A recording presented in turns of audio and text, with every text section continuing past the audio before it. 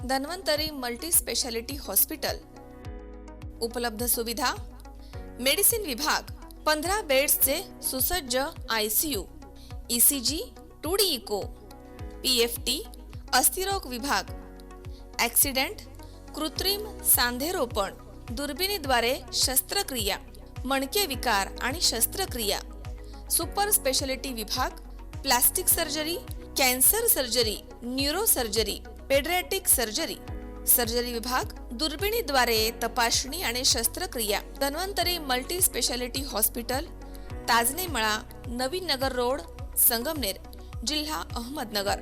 Phone number 02425 22 75 74 तसेच 22 75 75। Mobile number 74 99 17 68 64। महाराष्ट्राचे आराध्य दैवत छत्रपती शिवाजी महाराज यांचा पुतळा कोसळतो आहे।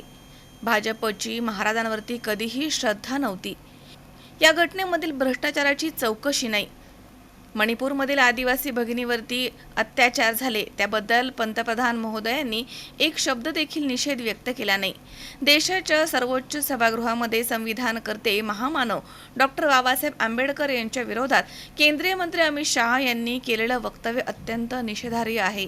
हे एका व्यक्तीचं वक्तव्य नाही, ही भाजपची प्रवृत्ती आहे। परभणीमध्ये दलित कार्यकर्त्याचा कोठडीमध्ये मृत्यू होतो, त्याची खरी चौकशी झाली पाहिजे। त्याचप्रमाणे बीडमधील सरपंचांची हत्या करण्यात येते, यामागे कोण आहे? खऱ्या आरोपीला शोधलं पाहिजे। या आरोपींना संरक्षण मिळतं की काय, अशी शंका आता निर्माण होतीये। आंदोलन करण्याचा अधिकार काढून घेतला जात आहे। आंदोलन केलं म्हणून मुंबई काँग्रेस कार्यालयावरती हल्ला होतो। त्याचप्रमाणे केंद्रीय गृहमंत्र्यांच्या वक्तव्याचा निषेध करण्यास संसदेमध्ये जाण्यापासून खासदार राहुलजी गांधी आणि इतरांना रोखलं जातं आणि डॉक्टर बाबासाहेब आंबेडकर यांच्यावरील वक्तव्याच्या घटनेवरनं प्रसिद्धी माध्यमांचं लक्ष हे दुसरीकडे नेण्यासाठी काहीतरी खोटी घटना दाखवून राहुल गांधी यांच्यावरती खोटे गुन्हे टाकले जातात। हा काय न्याय आहे? देशामध्ये लोकशाही धोक्यात आली आहे। हे सर्व जपण्यासाठी आपल्या सर्वांना लढावं लागणार आहे। संविधान आणि लोकशाही वाचवण्यासाठी आपण सर्वांनी एकत्र येऊन काम करूया। त्याचबरोबर अमित शहा यांनी केलेलं वक्तव्य तसेच परभणी आणि बीडमधील घटनेचा आपण तीव्र निषेध करत आहोत, असं त्यांनी म्हटलं। तसेच या सरकारमध्ये अनेक मतभेद आहे, त्यामुळे पुढील 5 वर्ष हे सरकार राहील की नाही यात शंका आहे। तसेच काम झाल्यावरती त्या व्यक्तीला बाजूला कसं करायचं हे सरकारला माहिती आहे। त्यामुळे भुजबळ यांचा राजकीय बळी गेल्याचे माजी मंत्री बाळासाहेब थोरात यांनी म्हटलंय। अलीकडच्या कालखंडामध्ये महाराष्ट्रामध्ये आणि देशामध्ये ज्या काही घटना घडतायत त्या सर्वांना काळजी लावणाऱ्या अशा घडतायत। हा देश नेमका कुठं जाणार, कोणती दिशा या देशाची आहे, ही लोकशाहीला अभिप्रेत आहे का, आपल्या राज्यघटनेला अभिप्रेत आहे का, याची काळजी वाटून जाते आहे। सत्ताधाऱ्यांकडून अवहेलना होते आहे, राष्ट्रपुरुषांची अवहेलना होते आहे। सर्वांचं आराध्य दैवत छत्रपती शिवाजी महाराजांचा पुतळा ज्या पद्धतीनं कोसळतो, त्यामध्ये असलेला भ्रष्टाचार, त्यामध्ये काम केलं गेलं कारागिरी होती, त्यामध्ये असलेला श्रद्धा जी आहे छत्रपती शिवाजी महाराजांवर, तिच्यामध्ये अभाव आपल्याला दिसतो आणि आमच्या आराध्य दैवताचं अवहेलना आम्हाला पाहायला मिळाली। स्त्रियांवरचे अत्याचार आम्हाला पाहायला मिळत आहेत, ते मणिपूरचे असतील, दिल्ली परिसरातील असतील, हरियाणातील असतील किंवा बदलापूरचे असतील, त्या स्त्रियांवरचे अत्याचार फटका लावून जाणारे आहेत। अलीकडच्या कालखंडामध्ये ज्या पद्धतीनं परभणीच्या आंदोलनामध्ये एक गरीब मुलाचा जीव जातो, त्याचा शोध झाला पाहिजे। कशा पद्धतीनं एका तरुणाचा जीव जातो आहे, प्राण जात आहेत, कुठंतरी चुकीचं घडतं असं वाटून जातं। बीडला सरपंच श्री देशमुख यांचा मारहाणी करून अत्यंत वाईट पद्धतीनं मृत्यू होतो, याची काळजी वाटून जाते की हा महाराष्ट्र आणि हा देश कुठं चाललेला आहे। आणि यावर सगळ्यावर कडी होऊन जाते की ज्या देशाचं सर्वोच्च सभागृह असणारं आमचं लोकसभा,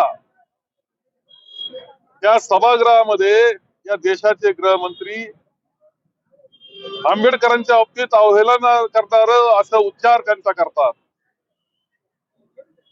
यांना सत्ता मिळालेली आहे, आता 5 वर्ष काळजी नाही असं त्यांना वाटतं आहे. महाराष्ट्राची सत्ता सुद्धा अशाच पद्धतीने हासिल केलेली आहे. आता कोणाची फिकीर करण्याची गरज नाही. राष्ट्रपुरुष आणि हे त्यांच्या करता फक्त वापरण्याची वस्तू आहे सत्ता मिळवण्याकरता. खरी श्रद्धा राष्ट्रपुरुषांच्या बाबतीत सुद्धा त्यांची नाही, हे सिद्ध करणारे अशा अनेक गोष्टी दिसत आहेत. महाराष्ट्र तर कुठं चाललाय, बिहार म्हणतो, बिहार पेक्षा वाईट परिस्थिती महाराष्ट्राची होत असताना दिसते आहे. हे सगळं काळजी करणार आहे आणि म्हणून जे नागरिक जागृत आहेत त्या नागरिकांनी सुद्धा या बाबतीतला निषेध केला पाहिजे आणि या सरकारला धारेवर धरलं पाहिजे, त्यांना नीट वागायला भाग पाडलं पाहिजे असं माझं स्पष्टपणे मत आहे.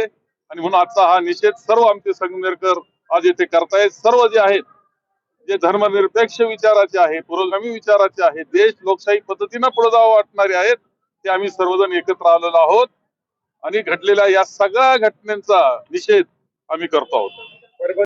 हाताळण्यामध्ये राज्य सरकार अपयशी ठरल्याने हे प्रकरण पुढे गेले. खरं असं आहे की हे प्रकरण घडतच कसं, हे वाढतं कसं, याच्यामध्ये सरकारचा हेतू नेमका काय, यावर शंका निर्माण व्हावी अशी परिस्थिती आहे. हे बीडचं असेल, परभणीचं असेल किंवा छत्रपती शिवाजी महाराजांचा पुतळा कोसळण्याचा असेल, याच्यामध्ये त्यांच्या भावना ज्या आहेत त्या दुर्दैवी आहेत, ही वस्तुस्थिती आम्हाला दिसते आहे.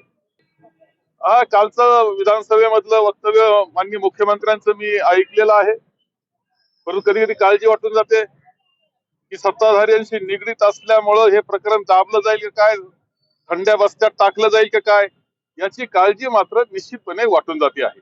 बाबासाहेब आंबेडकरांच्या मुद्द्यावरून गदारोळ झाला, त्यानंतर कुठेतरी मुंबईमध्ये भाजपकडून काँग्रेसचं कार्यालय फोडलं गेलं. कुठल्या तरी असं आहे की भारतरत्न डॉक्टर बाबासाहेब आंबेडकरांचा उल्लेख इतका अवहेलनात्मक पद्धतीने त्यांनी केलेला आहे. ज्यावेळेस देशामध्ये वादळ उठलं, त्याची दिशा बदलवण्याकरता अनेक उद्योग त्यांनी केलेले आहेत.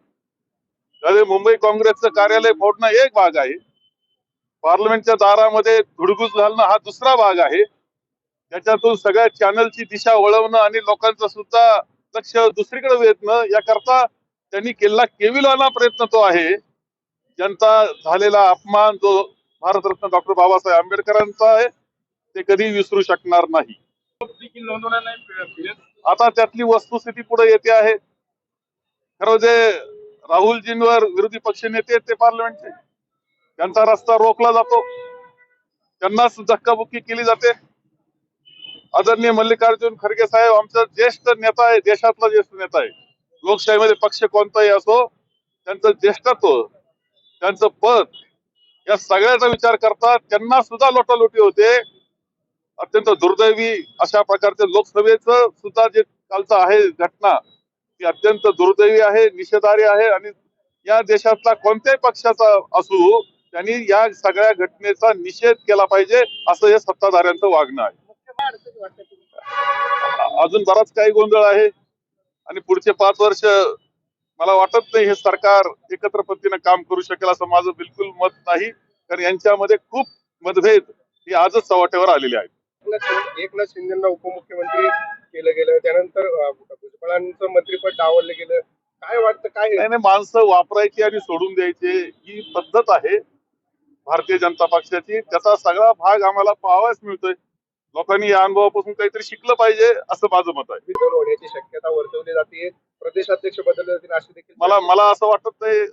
काम चालू आहे, महाराष्ट्र प्रदेश काँग्रेस कमिटी काम करते आहे. काही जे निर्णय घ्यायचे असतात ते उच्च पातळीला ते निर्णय ते घेऊ शकतात, त्याच्यावर काही म्हणणार नाही. परंतु आज काम चाललेलं आहे असं मला योग्य वाटतं. नाही, असं आहे की मी तर काँग्रेसचा कार्यकर्ता आहे, मग कुठेही असलो, अध्यक्ष पदावर असलो काय आणि एक सामान्य कार्यकर्ता म्हणून असलो काय, काँग्रेस करता काम करत राहिलेलो आहे आतापर्यंत आणि कार्यकर्ता म्हणून पुढेही काम करत राहील. शावीर शेख, C24 तास, संगमनेर.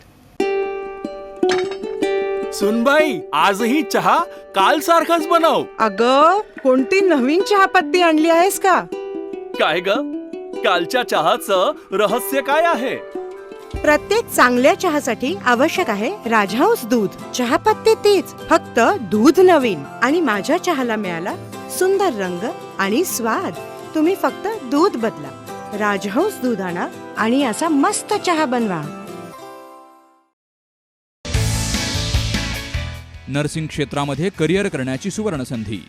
महाराष्ट्र शासन कौशल्य विकास अंतर्गत ओटी टेक्निशियन, ANM, GNM हे कोर्सेस करा आणि शासकीय, निमशासकीय, खाजगी वैद्यकीय क्षेत्रामध्ये करिअर घडवा. विद्यापीठ मान्यता कोर्सेस, अत्याधुनिक शिक्षण प्रणाली, अनुभवी शिक्षक वर्ग. BSc नर्सिंग अर्थात बॅचलर ऑफ नर्सिंग, कालावधी 4 वर्ष, पात्रता 12वी सायन्स आणि CET उत्तीर्ण. थेरॉटिकल बरोबरच प्रॅक्टिकल नॉलेजवर भर. तेव्हा आजच आपला प्रवेश निश्चित करा आणि आयुष्याला एक वेगळी दिशा द्या. संपर्क doctor Deepali Praveen Kumar Pansare. Mobile number 84 68 81 64 40, 92 09 87 34 30, 82 37 66 04 32 आणि 82 37 54 04 32. कॉंग्रॅच्युलेशन्स वहिनी, बाळ झाल्याबद्दल. पण मी ऐकलंय डिलिव्हरी फार क्रिटिकल होती. आता ठीक आहे ना सगळं? अगं होता थोडा प्रॉब्लेम, पण स्त्रियांच्या आरोग्याची संपूर्ण काळजी घेणारं मातृसेवा होतं ना साथीला. सगळं सुरळीत झालं. किशोर वयापासून ते रजोनिवृत्तीपर्यंत स्त्रीच्या आरोग्याची संपूर्ण काळजी घेणारं अहमदनगर मधील पहिलं स्त्री रुग्णालय Matruseva women's hospital, obstetric ICU. किशोरवयीन आणि विवाहपूर्व समुपदेशन, गरोदर माता तपासणी आणि प्रसूती, पहिल्या सिझेरियन नंतर नॉर्मल डिलिव्हरीची सोय. मातृसेवा विमेन्स हॉस्पिटल, सक्कर चौक, नवीन टिळक रोड, अहमदनगर. फोन 9850 20 0017.